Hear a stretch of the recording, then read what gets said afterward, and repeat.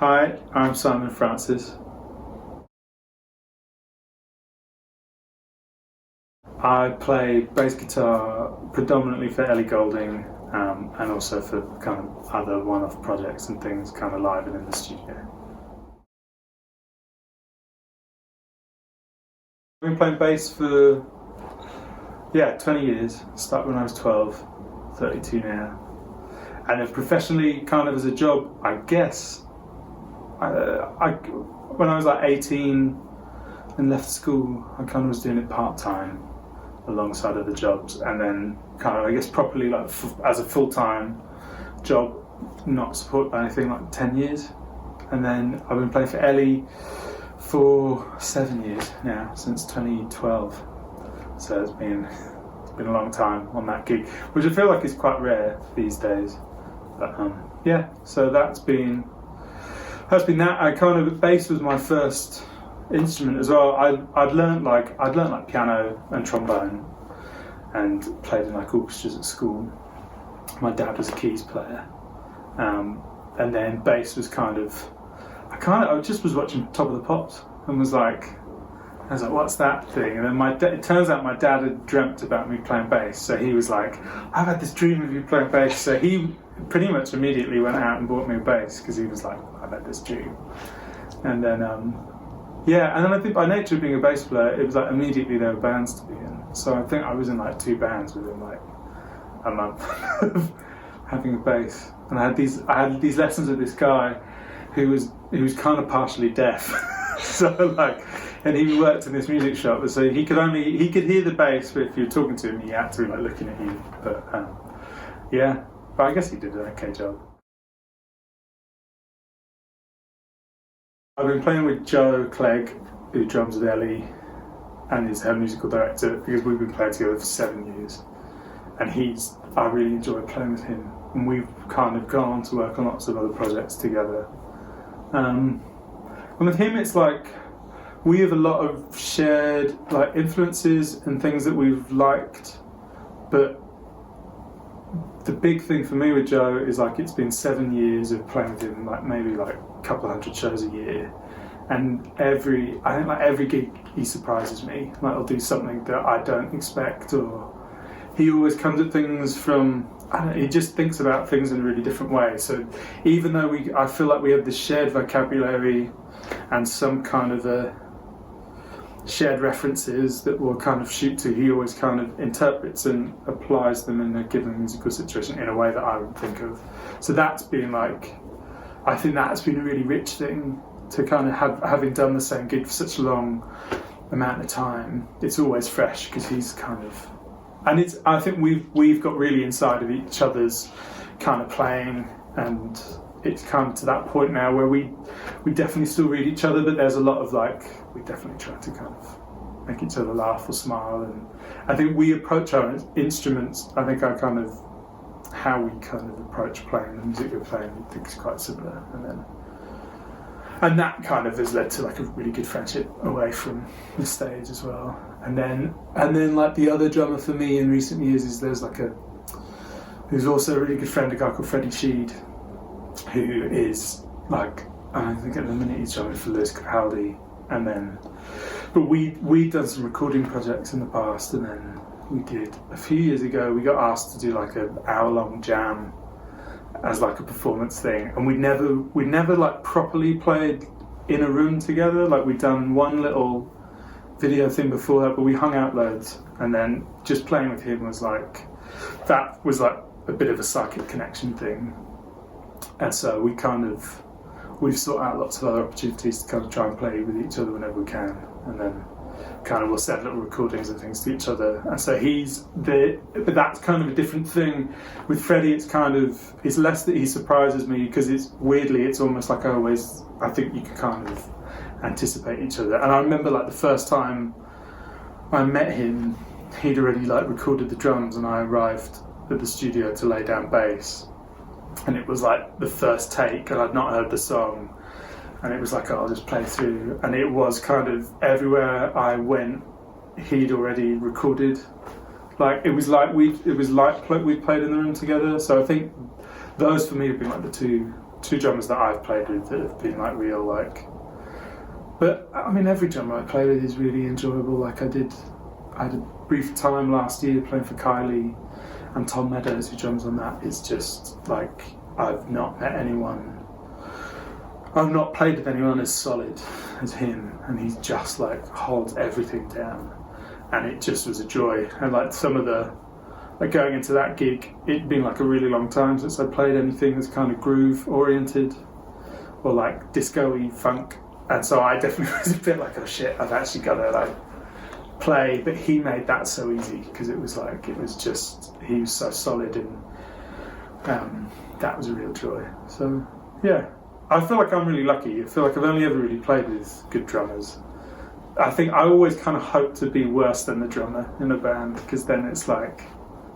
then you'll get better. But I think the brief times I've played with a drummer that, you know, maybe once or twice in like jam sessions or things, and you play with a drummer that maybe, you know, that can just be a bit difficult as a bass player to kind of have to try and I feel like that's maybe only ever happened like once or twice in like 20 years of playing. Most of the time I feel like I've been really lucky. I mean, like with Ellie, I think I was really lucky. I guess I started playing with her just as the second album, How Soon, came out, and around that time, I guess she'd already begun quite a quick ascent, but definitely like that time when I started playing for her, it was like loads of doors opening, and we did some amazing shows. But I think like one that really stuck out was we did like Lollapalooza in Chicago, and it was just, I think we weren't expecting it to be very good. Like I can't remember why, but we'd been on tour supporting Bruno Mars, and I think we had a couple of days off, and then we were going to do Red Rocks, and so I'd never done Red Rocks, so I think we were all thinking that was going to be amazing, and then we're like, oh, we've just got to do Lolla, and then we'll go do that, and I just remember that gig was like, the energy was insane, and it was kind of like, yeah, I think that was the first time that it was, I think it was just before like, was Burn out, or like, it was just before she'd had that, which was like her first kind of like, big like thing coming out as number one. And that gig, there was just an energy to that gig, and it kind of, I think especially because we didn't think it would be like that, and so that was amazing. And then with Kylie last year, we played at Berghain in Berlin, and it was just, that gig was insane, because it was, I mean, you kind of, there's obviously like the legend of Berghain and everything that it is, and kind of the stories of what happens there, and it felt like this kind of amazing thing to be able to be in there and play. But I think even like there was like, you know, no one could have phones or anything, and everyone was just kind of off their faces, and it was this real, but I think it was like, I guess it was this real celebration. Everyone that was there just kind of went for it, and I think that's the first gig in a really long time that I feel like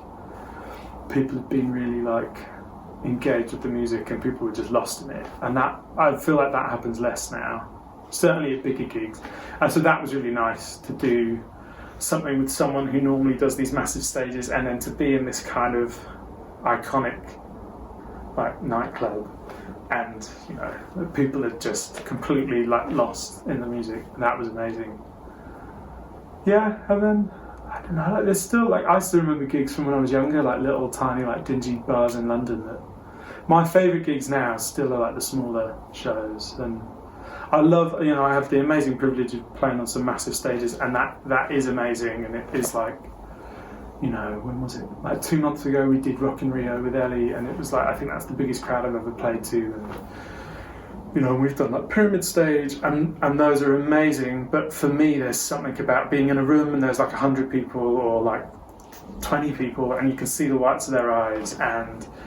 like if you're shit, it's like you can't hide in that space. Whereas like when there's like 80,000 people or whatever, it's like, even if you're not that good, the energy of the crowd, I think, carries it. Whereas I think that like when you do a good gig to like a handful of people, for me that's like and you feel like you're in it a bit more. That's what I really love, and those are the gigs that I think still now, that's the feeling that I want to get. And I think that was some of that thing about Lolla. There was something about that gig that felt like reminded me of like a smaller, more intimate gig, and I don't know what caused that to happen, but that was really good fun. The good rhythm section thing, I think it's like a lot of good music, a lot of it's about listening. And I think like when you think, I think whenever I think of like the great rhythm sections, like a lot of the time it's like people that played in trios kinds of thing. You get, obviously like Led Zeppelin weren't a trio, but I guess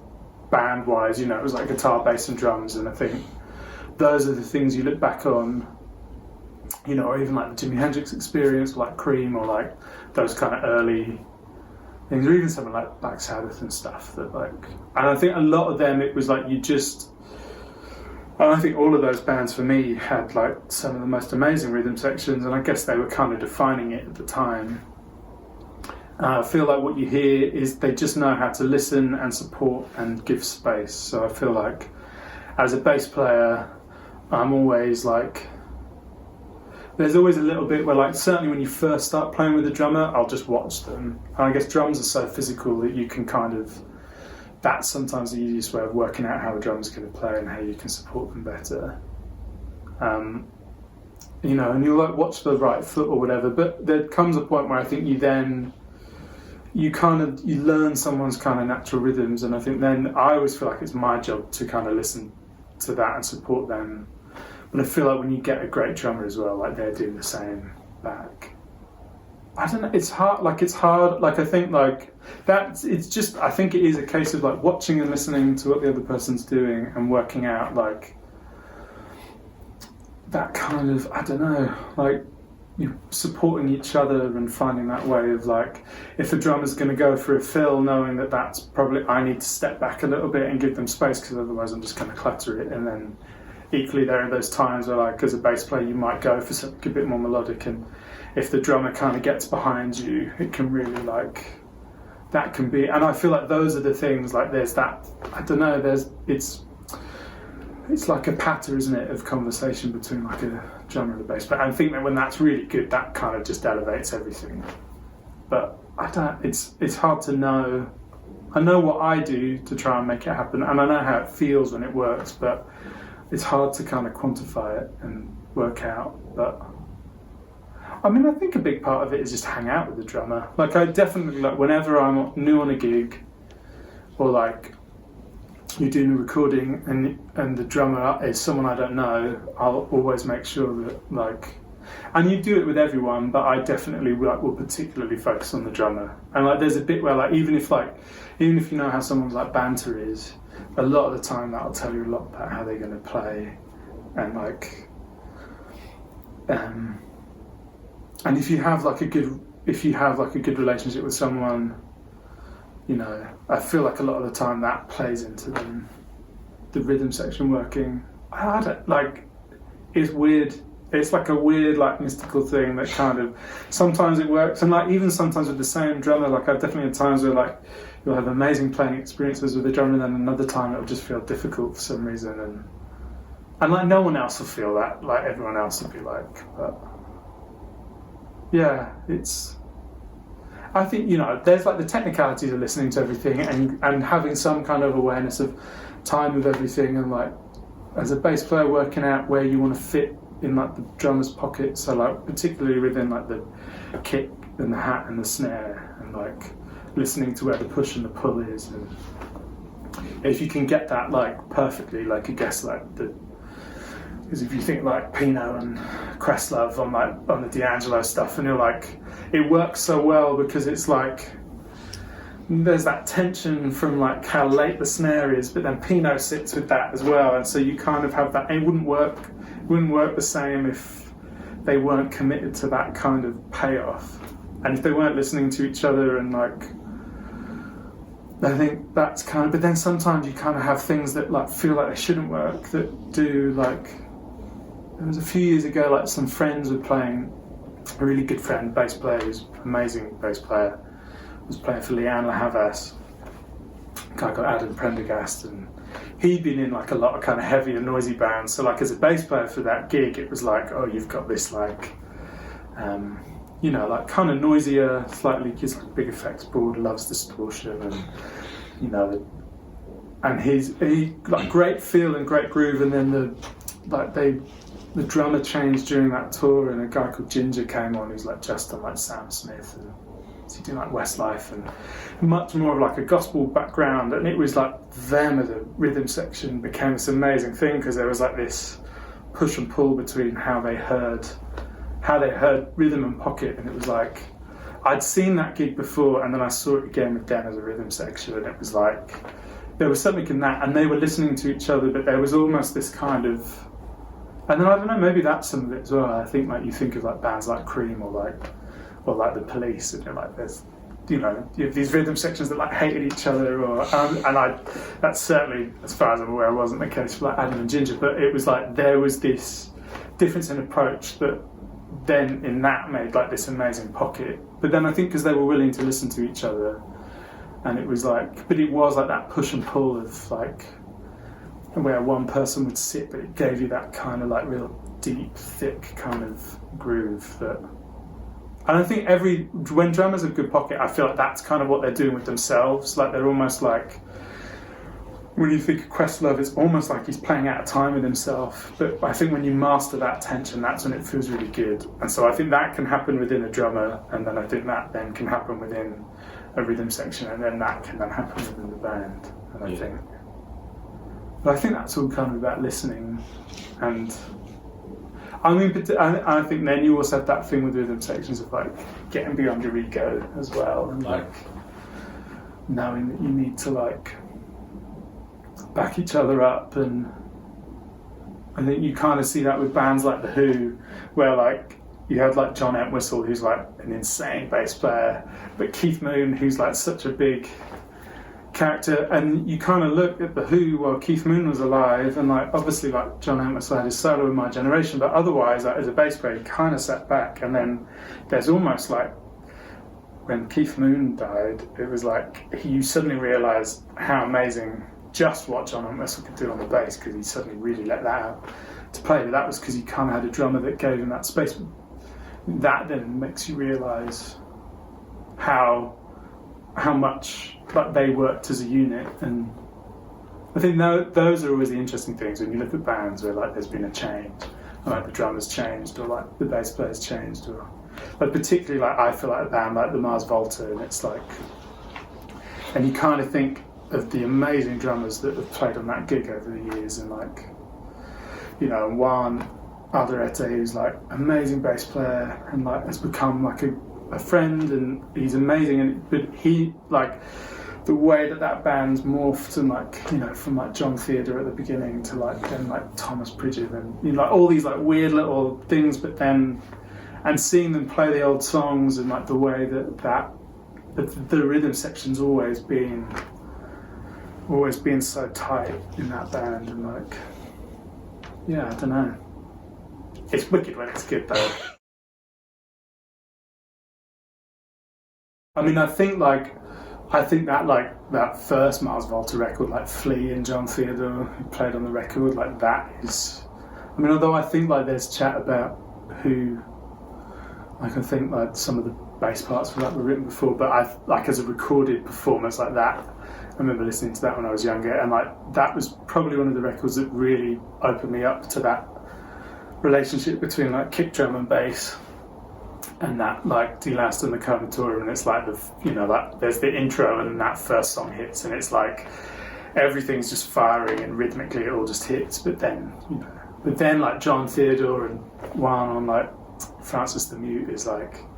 I mean that record's like amazing as well. And then like the Police, like Sting and Stuart Copeland were like a big thing, kind of really when I was really kind of,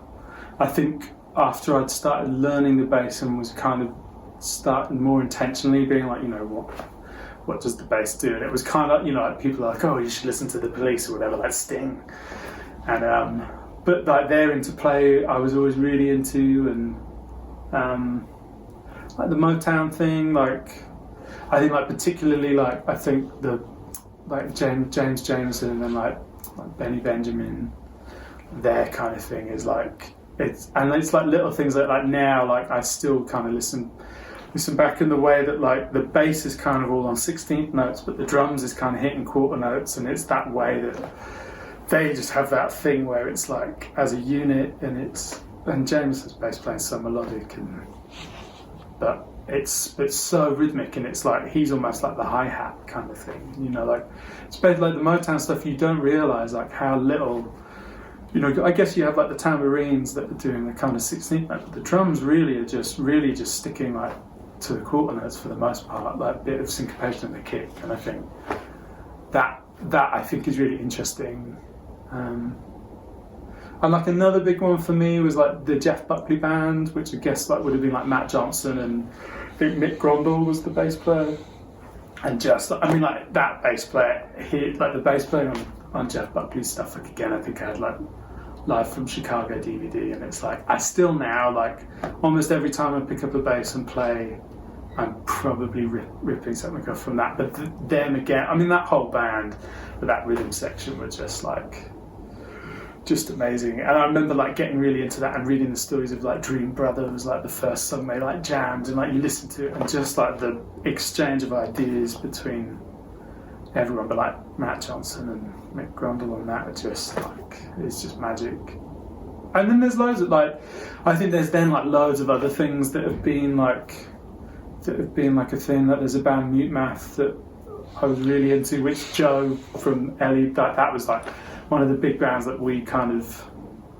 bonded over, and like Darren King, who's just like a monster, and then you have like Roy Mitchell Cardenas, who's like the bass player, who's just again, and they kind of have that Motown thing again, where the bass is so like 16th note driven a lot of the time, whether that's like implied or not, and then you just have Darren, you know, I mean, like Darren King's just a beast, and like that, those were like things that had real impacts on me. And then like I think also like definitely like Radiohead were a thing, and like Colin Greenwood's bass playing I think was always really underrated, and especially live when you kind of got like him with like two drummers, and you got like Phil Selway, and like, you know, it's just like, but on record it's like their stuff's great, and you know, yeah, like loads of, I mean, and the Beatles, it was like, I guess the first stuff I learned was like Beatles and Queen, and I had like a late bass player kind of when I was or bass teacher when I was taking things a bit more seriously, who was like a professional musician working in London, and he'd done some kind of proper gigs, but he was like the biggest John Deacon fan, and he really, like, even though I'd learnt Queen stuff, it was like he really opened my eyes to like just what Roger Taylor and John Deacon did, and I guess like understanding the context of them at the time, like doing like this quite big rock thing, but bringing in like disco and funk grooves into it, and just like, you know, and then yeah, those have been big things. And then like krautrock's been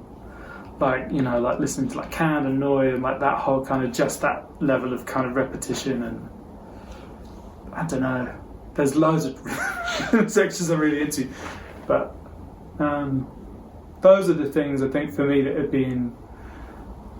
like the biggest thing. I think even though like at the time I was like first playing bass and what I wanted to play, even though that was what I wanted to play was more like hardcore and punk stuff, I think actually the stuff that probably shaped me more rhythm section wise was kind of then kind of older rock stuff, and then I guess at the time like more of the indie music, and then there were bands like Thrice that definitely like, you know, you kind of had like Breckenridge Brothers who like, you know, just amazing rhythm section, and definitely like Ed's like bass tone is something that, you know, in fact that actually like Thrice and stuff like that, definitely I think the hardcore stuff I took away some of that kind of idea of tonality between drums and bass, and like making space for each other, so kind of thinking about how the bass and the kick drum particularly can relate, and how you can add weight to each other, but also like if you get it wrong you kind of take away the power as well, and like knowing how to kind of support and elevate things. And I think like the best rhythm sections, they just don't fight each other, and there's like those interesting, I think there in the krautrock stuff is a really interesting study on that, because it's like they'll sit on an idea for so long, and especially listen to some of like the Can stuff, and it's like, and the way that the bass and the kick drum will like interplay and play off each other, and it's quite simple, but if you like listen to that stuff, you get a real good sense of how like when there's synchronicity between the bass and the kick, there's this power, but sometimes holding off on that then kind of gives you like a payoff later on. There's some stuff with Ellie on the horizon. She's kind of been working pretty intensively on a new record. So there's a few things coming up with that I don't think I'm allowed to talk about at the minute, but I think like next year that'll likely be busy, I think. And then in the meantime, like, there's a few other bits and pieces. I played on a record for like an actor, a guy called Luke Evans. So I've got like a couple of live kind of things with him and some TV stuff. And then what I'm really excited about is like Joe Clegg's EP. I kind of got to play on, I think, 3 of the songs on that, and there was like a tune that kind of came out of like a silly jam we had. So like I'm really looking forward to that kind of being out, and that was a really fun thing to be part of. And then yeah, like otherwise just I've got a bit of time at home, and so in the meantime just kind of focusing on other bits and pieces and kind of looking at doing bits of teaching and maybe thinking about Joe just kind of did a thing about his kind of approach to drums and how he kind of does the sampling thing, and I've had kind of a similar approach on bass, so maybe thinking about putting something together that would kind of help communicate that, because I feel like particularly in the pop sphere, which is where a lot of my work is, as musicians, I've like, I mean, like, not to sound dramatic, but there's a bit of a battle, I think, to kind of keep music live. And as a bass player particularly, I'm kind of keen to maybe try and find a way of kind of helping share some of my experience of kind of working to actually play, rather than a lot of the time as a bass player now, like a lot of stuff is on like synth and it'll be on backing track and you just play along with it, and I'm a big believer in playing it if you can and finding a way of doing that interestingly. So I'm looking at a way of doing that, and then been doing bits of writing and some other kind of bits of recording stuff, and there's like a few kind of irons in the fire at the minute, but I'm waiting to see what comes of them. So I'm excited about what will be next, because I'm not entirely sure what it'll be, and that's kind of the first time in the last 7 years really. So but I'm sure I'll be somewhere. So I mean, but if you want to find out more, I have like an Instagram, and which is just Cy Francis, and it's mostly pictures of effects pedals, and I've got a cat, so now my cat is on that a lot, probably more. And yeah, anything I'm kind of up to will be on there, and like maybe like little bits of, but there's a few like little tidbits for drummers, like me jamming with some friends. Like there's a few little videos of me and Joe and Freddie and some other people jamming, so you kind of get a bit of stuff from that.